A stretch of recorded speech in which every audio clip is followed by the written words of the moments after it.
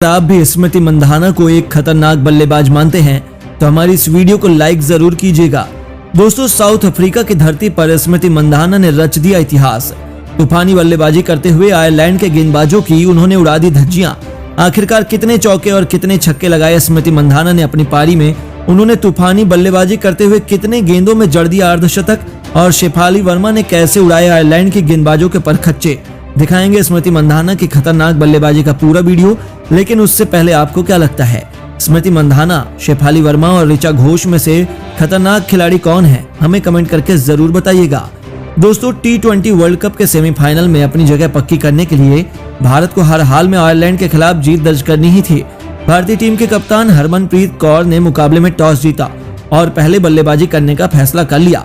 उन्हें अपने बल्लेबाजों पर भरोसा था, इसलिए उन्होंने यह फैसला किया। टीम इंडिया को खतरनाक शुरुआत दिलाने की जिम्मेदारी स्मृति मंधाना और शेफाली वर्मा के ऊपर थी। इस मुकाबले में स्मृति मंधाना कुछ और ही सोचकर उतरी थी। पिछले मुकाबले में उन्होंने दमदार अर्धशतक जरूर लगाया था, लेकिन टीम इंडिया जीत से 11 रन दूर रह गई। लेकिन इस मुकाबले में सबका बदला लेने के लिए स्मृति मंधाना मैदान पर खतरनाक बल्लेबाजी करने के इरादे से आई थी। आपको बता दें, पहले ओवर में दोनों ही बल्लेबाजों ने आपस में मिलकर कुल 4 रन जोड़े थे। हालांकि यह तो बस शुरुआत है। टीम इंडिया के लिए अच्छी बात यह थी कि दोनों ही बल्लेबाज क्रीज पर सलामत थी। अब बारी थी हाथ खोलने की और यह जिम्मेदारी हमेशा ही शेफाली वर्मा उठाती हैं। और इस बार भी उन्होंने जॉर्जिना चौकी जंट पर शानदार चौका लगाते हुए यह बता दिया कि उनको ज्यादा देर तक खामोश रहना किसी भी गेंदबाज के बस की बात नहीं है। टीम इंडिया की पारी अब यहां से सरपट दौड़ना शुरू कर दी। दूसरे ओवर में कुल 7 रन आए थे, जिसकी बदौलत टीम इंडिया ने 2 ओवर के बाद बिना किसी नुकसान के 11 रन बना लिए थे। स्मृति मंधाना और शेफाली वर्मा जिस तरीके से बल्लेबाजी कर रही थी, दोनों ही बल्लेबाज के इंटेंस काफी शानदार थे।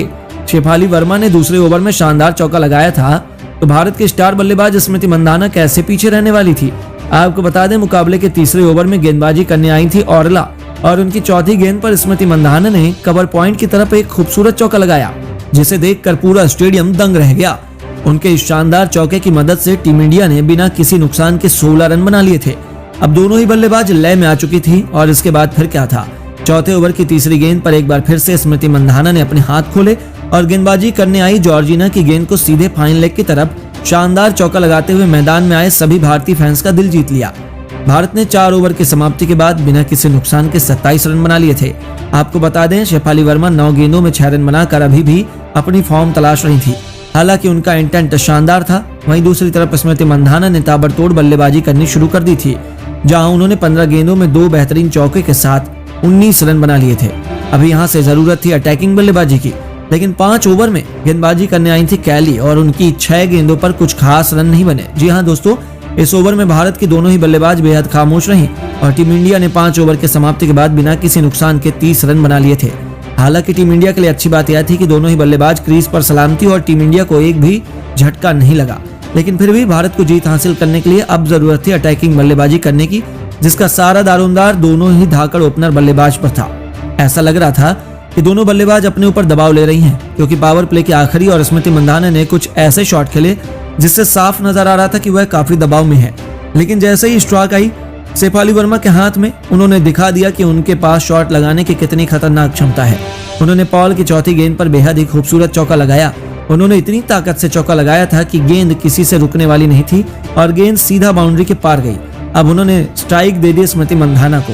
तीसरी गेंद पर जहां स्मृति ने हवा में शॉट लगाया था, तो उसके बाद ओवर की आखिरी गेंद पर उन्होंने बेहतरीन चौका लगाते हुए गेंद को लॉन्ग ऑफ की तरफ से बाउंड्री के पार पहुंचाया और भारत का स्कोर पहले पावर प्ले के बाद बिना किसी नुकसान के 42 रन के पार पहुंचा दिया।